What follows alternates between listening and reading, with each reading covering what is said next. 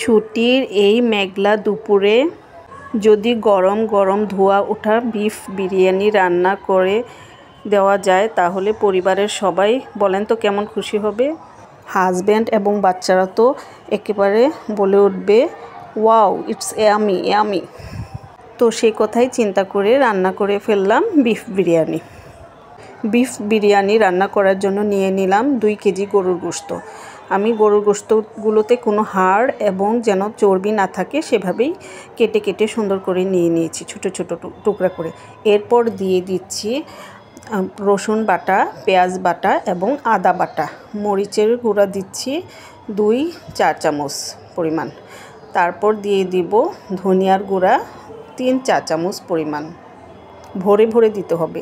এরপর দিয়ে দিচ্ছি জিরার গুঁড়া 2 চা চামচ পরিমাণ। এরপর পর্যাপ্ত পরিমাণ লবণ দিয়ে খুব সুন্দর করে মাখিয়ে নিতে হবে। আমি এখানে টক দই দিয়ে দিচ্ছি, এটা আমার ডিপ ফ্রিজে ছিল তো এর জন্য একটু জমাট বাঁধা বরফ বরফ হয়ে আছে, গলে গেলে এগুলো আবার ঠিক হয়ে যাবে। এরপর গোটা গরম মশলা দিয়ে দিচ্ছি, তেজপাতা দিয়ে খুব সুন্দর করে মাখিয়ে নিচ্ছি। আমি খুব সুন্দর করে ভালো করে অনেকটা সময় নিয়ে মাখিয়ে রেস্টে রেখে দেব কিছুটা সময়ের জন্য। এদিকে আমি একটা সসপ্যানে অনেকগুলো পেঁয়াজ কুচি তেলের মাঝে দিয়ে দিচ্ছি এবং এগুলোকে একটু হালকা ব্রাউন করে ভেজে নিচ্ছি। এর মাঝে আমি কিছু পেঁয়াজ কুচি তুলেও রেখেছি। তারপর মাংসটা আমি দিয়ে দিচ্ছি সসপ্যানে। আমি গরুর মাংসটাতে কিছুটা পানি দিয়েছিলাম অল্প পরিমাণ, একটু আলুও দিয়ে দিয়েছিলাম। এরপর দিয়ে দিলাম বিরিয়ানি মশলার আধা প্যাকেট বিরিয়ানি মশলা, আর দিয়ে দিচ্ছি 2 চা চামচ চিনি। এরপর কিছুটা লেবুর রসও দিয়ে দিচ্ছি, দিয়ে সুন্দর করে নেড়ে চিড়ে নিচ্ছি। এবার বসিয়ে দিলাম একটা কড়াই, এর মাঝে দিয়ে দিলাম তেল আর পেঁয়াজগুলোকে একটু ব্রাউন করে ভেজে নিচ্ছি। এই তো এবার দিয়ে দিচ্ছি পোলাওর চাল। যেহেতু আমি 2 কেজি পরিমাণ গরুর গোশত নিয়েছিলাম তাই এখানে দিয়ে দিয়েছি 1 কেজি পরিমাণ পোলাওর চাল। এবার চালগুলোকে ধুয়ে রেখেছিলাম এবং ভেজে নিচ্ছি তেল ও পেঁয়াজে। তারপর রাঁধুনি মশলার বাকি মশলাটাও দিয়ে দিয়েছি। এই তো পর্যাপ্ত পরিমাণ পানিও দিয়ে দিয়েছি। এবার নেড়ে চেড়ে দিচ্ছি। এই তো পানিটাও শুকিয়ে একটু সিদ্ধ হয়ে গেছে চালটা। এবার আমি রান্না করে রাখা মাংসটা দিয়ে দিচ্ছি এর মাঝে এবং খুব সুন্দর করে মিশিয়ে নিচ্ছি। খুব ভালো করে মিশিয়ে নিতে হবে। এই তো ঢেকে দিয়ে রাখবো। এই তো কিছুক্ষণ পর আবার উল্টে দিচ্ছি, কারণ নিচেরটা হয়ে যাচ্ছে, উপরটা একটু শক্ত রয়ে গেছে সেজন্য।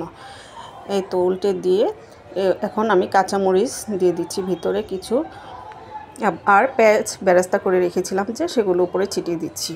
তো ঢেকে রেখেছি কিছুক্ষণের জন্য। তারপর আবার উল্টে দিচ্ছি। উল্টে আমি বিরিয়ানিটিকে একটা তাওয়ার উপরে সুন্দর করে পাতিলটা বসিয়ে দেব, যেন নিচ দিক দিকে দিয়ে পুড়ে না যায়, লেগে না যায় সেজন্য।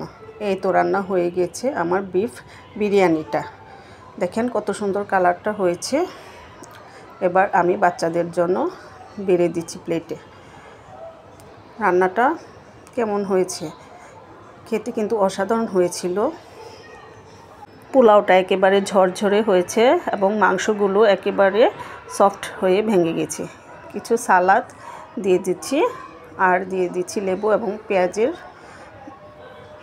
টুকরো। তো আজকের বিরিয়ানি রান্নাটা আমার কেমন হয়েছে সবাই আমাকে কমেন্টসে জানাবেন। সবাইকে অসংখ্য ধন্যবাদ। আল্লাহ হাফেজ, আসসালামু আলাইকুম। আর কুরবানির মাংস সবার ঘরেই আছে, এখনই আপনারাও রান্না করে নেন মজাদার বিফ বিরিয়ানি। ধন্যবাদ।